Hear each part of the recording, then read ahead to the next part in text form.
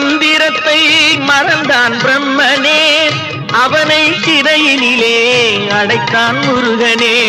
பிரணவ மந்திரத்தை மறந்தான் பிரம்மனே, அவனை சிறையினிலே அடைத்தான் முருகனே. அதனால் கந்தனிடம் பிரம்மனும் இரளுவான், அதனால் கந்தனிடம் பிரம்மனும் இரளுவான்.